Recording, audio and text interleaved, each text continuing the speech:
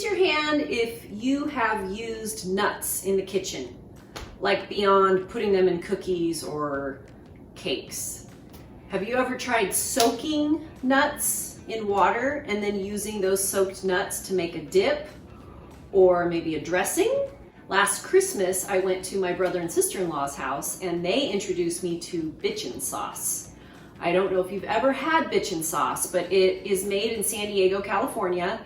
And I tried their Chipotle bitchin sauce and it was so good. I was obsessed as soon as I tried it. At the grocery store, it sells for $6.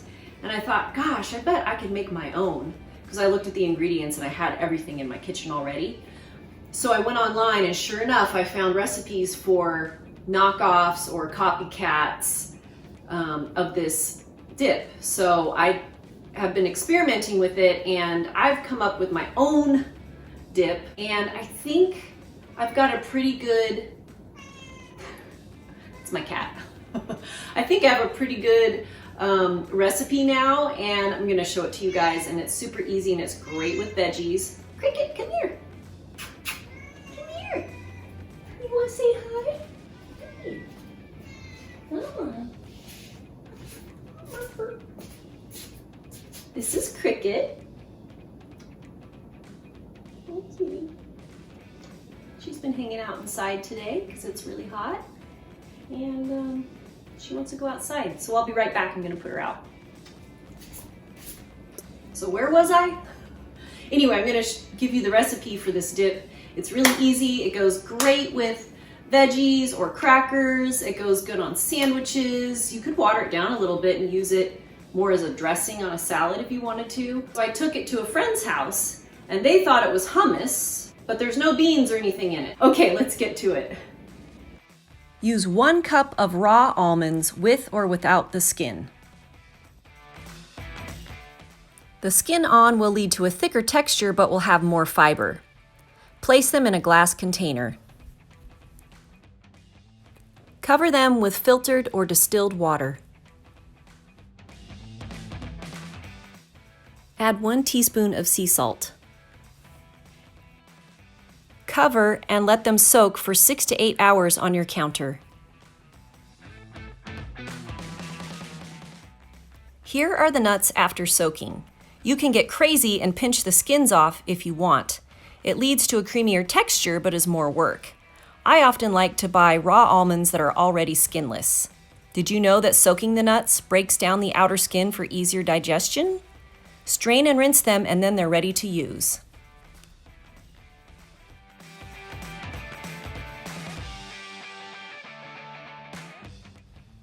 Add 3 to 4 cloves of garlic to your blender.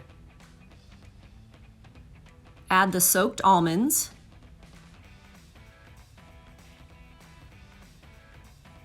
Then 3/4 of a cup of water.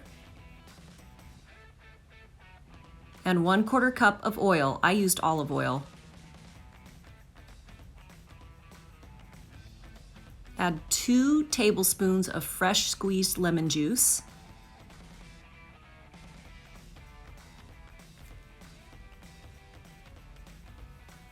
½ teaspoon of salt.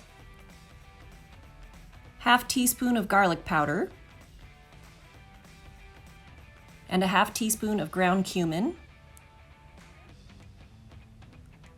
1/4 cup of nutritional yeast, which is cheap at your local health food store. I like to add 2 big spoonfuls of tahini, which is sesame seed paste. Did you know tahini contains more protein than milk and most nuts? It's also rich in B vitamins. I find it's most economical when purchased at international markets.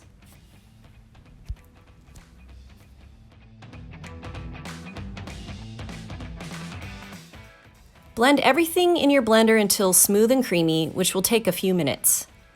Did you know that phytic acid is an enzyme inhibitor? When you soak nuts, it breaks down that phytic acid, which means your body will be able to absorb the minerals in your nuts, like iron and zinc, much more easily. Taste and adjust your flavors. I added a little more lemon juice and a tablespoon of toasted sesame oil. I like this dip with veggies. can see the texture of it.